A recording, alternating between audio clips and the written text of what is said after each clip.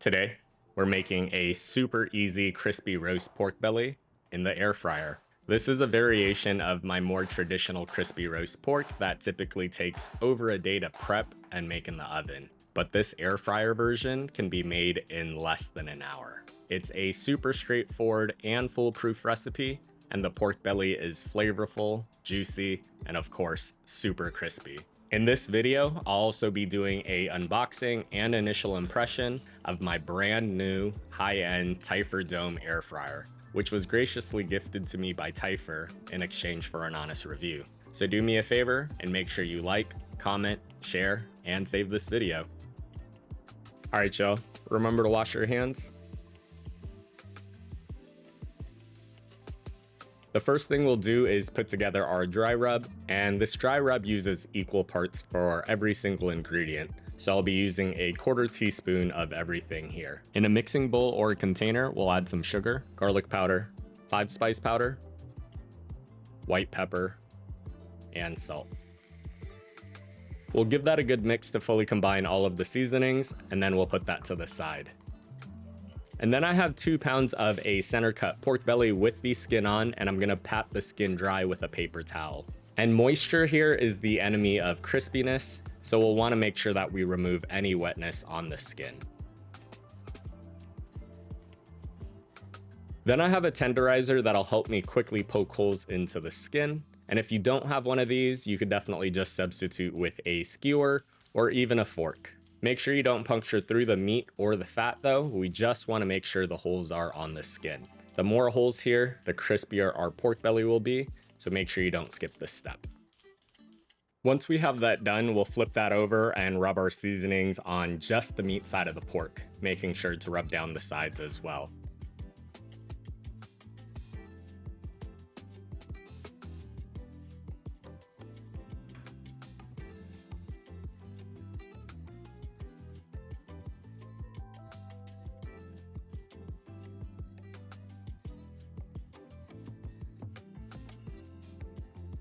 Then we'll have to make a little house out of foil, and don't be like me and take your time in building this little house, as it'll make your life easier later. But it's been a long week cooking and editing, so honestly, I'm not fully here right now.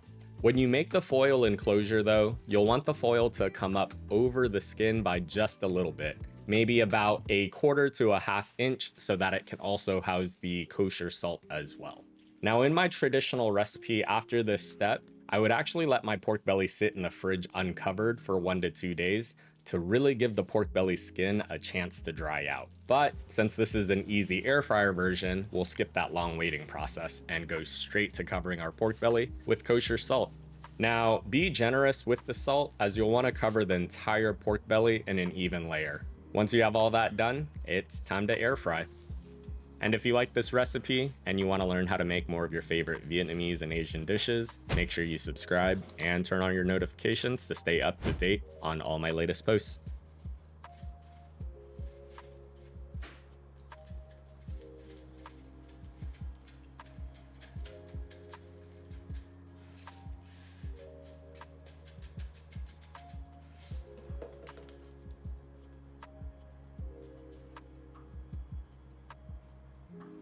Now, I'm super excited about this Typhur Dome air fryer, which I've actually been wanting to get my hands on for quite a while now, but never quite made that jump due to its price tag. So when Typhur reached out and asked if I was open to receiving one in exchange for a review, I happily agreed. And as a preface, I will say that no money has exchanged hands, and all of these opinions are all my own. So, as you've noticed, Typhur went with a very basic packaging, no branding other than the name in that standard font. And this is a huge box for an air fryer. Inside, there's a styrofoam clamshell that's protecting the air fryer.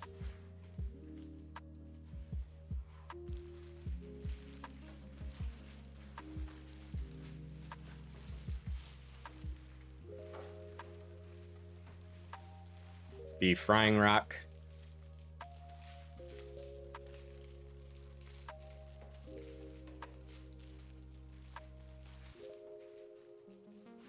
And then there's a quick start guide, a user manual, and a QR code to activate their 3-year warranty.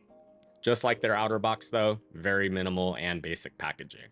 Now, does anyone else love peeling stickers or film off new products like me? And I will say this one seems like a missed opportunity for their screen though. Anyways, right off the bat, the first thing I'll say that this dome is a beautiful product. I love the futuristic, sleek, and minimal look, and just by looking at it, you can tell that it's a really high-end product. The next major selling point for me is the size of the Typhur dome. Its cooking surface is huge in comparison to other air fryers on the market. And I've actually always shied away from doing pork belly in the air fryer because my last one was actually just too small and couldn't fit a sizable cut of pork belly. So this large capacity is definitely an upgrade.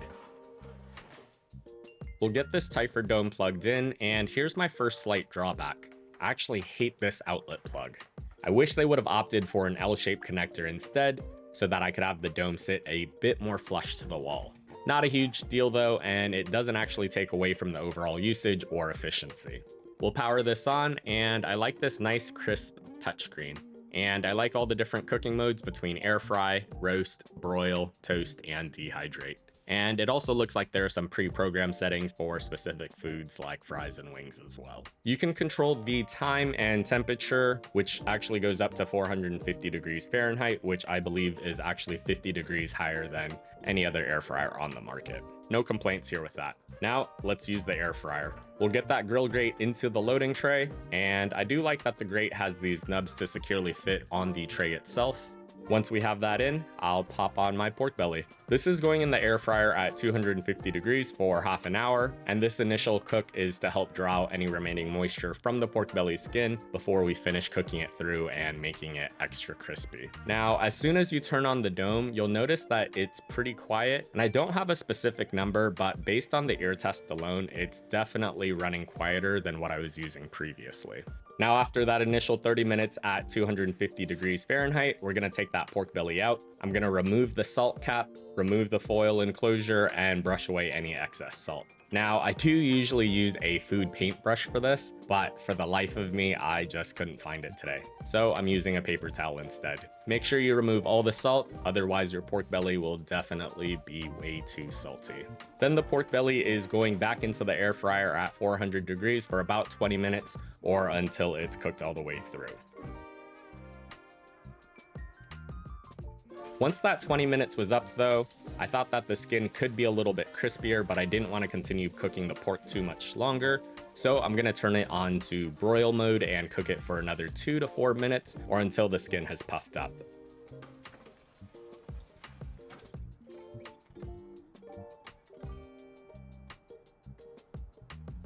I'll remove the pork and let that sit for a few minutes to cool and make it easier to cut. While the pork belly is cooling down, I'm gonna put together a super quick soy sauce for our rice. To a sauce pot, I'm gonna add in a splash of oil. Then I have a couple slices of ginger and 2 cloves of garlic that I smashed. I'm going to saute that for just a couple of minutes until fragrant. Then I'll add in a 1/4 cup of water, 2 tablespoons of soy sauce,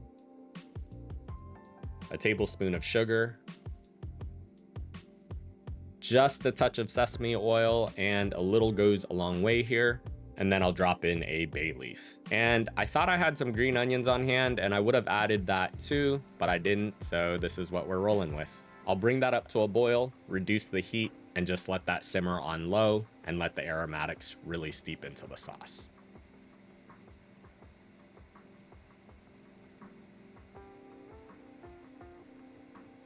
And then it's time to cut our pork belly. I'm bringing out the cleaver today and just cutting the pork belly into thick bite-sized pieces.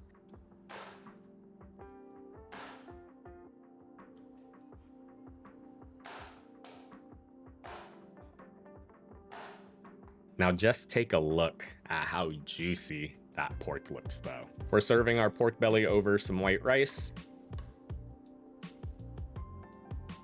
I'm gonna spoon over some of that sweet soy sauce, and just like that, you've made crispy pork belly in your air fryer at home. As always, the printable recipe for both the crispy pork belly and the sweet soy sauce is on my blog at feedthepudge.com.